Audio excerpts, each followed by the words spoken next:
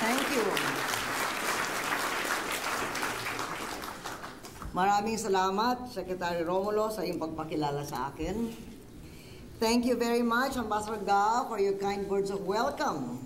And congratulations for being so beloved by the Philippine community here in Washington.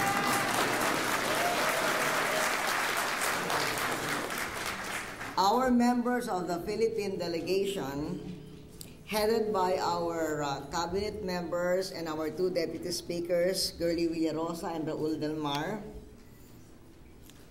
our state delegate, Chris Valderrama, thank you for your very eloquent words of welcome and for the manifesto.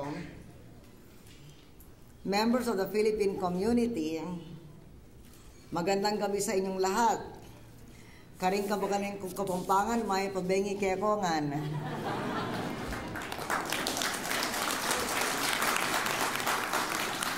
Kanato mga kaiksuon sa Visayas ug Mindanao, daghan salamat. Sa mga kasemanwas ang akong bana, si Mike, maayong gabi sa inyong atanan.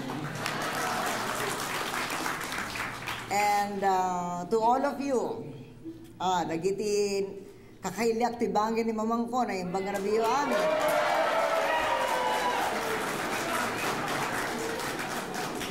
I am happy to be here with you.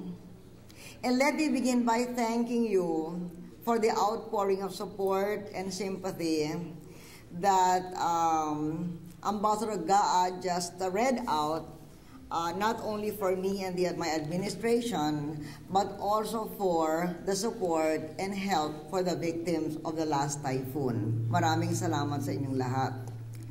And if I may, together, let us pause in prayer and put ourselves in the presence of the Lord and remember the victims and families of Typhoon Frank and the ferry disaster.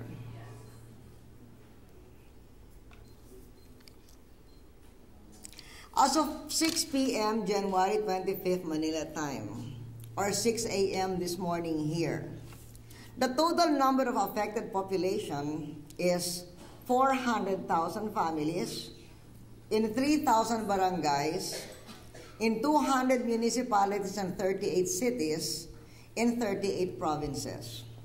Ilocos, Central Luzon, Southern Tagalog, Mimaropa, Bicol, Visayas, North, Central, and South Mindanao, Caraga, Arm, and Metro Manila. Sino ba sa inyong mga taga roon? A lot. And I hope and pray wala man nasalanta sa inyong mga kamag-anak. The good news is the typhoon spared Cordillera, Cagayan Valley, and Western Mindanao. We are completely engaged with the activities on the ground practically on a minute-by-minute basis. We've been calling Disaster Coordination Council meetings almost every day. Hapon dito, madaling araw doon. Hindi na natutulog ang Disaster Council.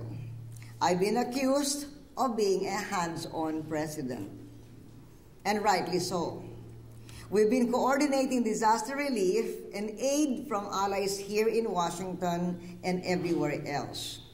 We're doing everything possible to aid in the cleanup, provide disaster relief, and bring comfort to the families of the victims. We're holding the ferry company accountable to ensure that we find out how this ferry tragedy could have occurred so that we can take steps to make sure it doesn't happen again. Kahapon, nagkita kami ni President Bush at minsan muli pinagmalaki niya si Cristeta Comerford. I'm very happy to meet you at last. Mahal na mahal ka ng Bush family. Congratulations.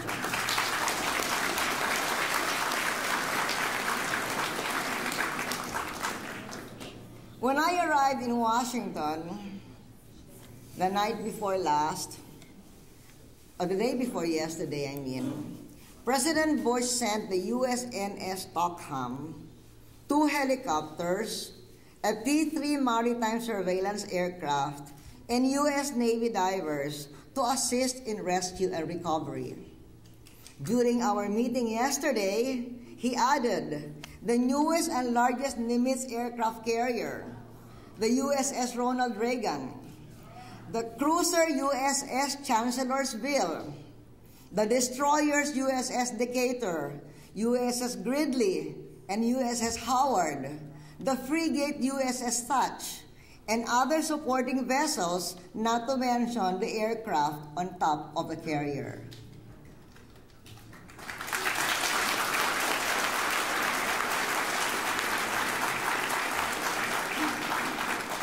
So we have all these assets at our disposal to assist in transporting cargo, aerial damage assessment, search and rescue, production and delivery of potable water, medical assistance, and machinery repair.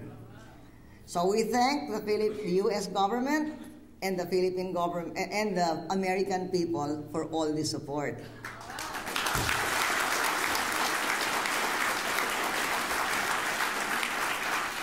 I like to think na siguro nadagdagan ang tulong nila dahil sa dalaw natin dito.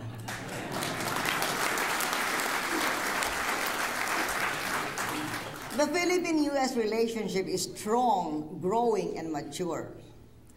You are now 4 million Americans of Philippine descent. And there are 250,000 U.S. citizens who live and work in the Philippines.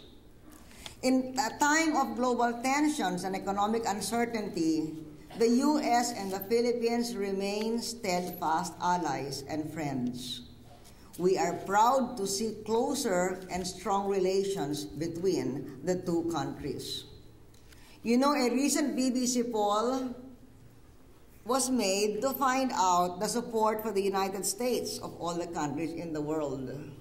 And it's no surprise. The #1 supporter of the United States in the whole world is no other than the Filipino people.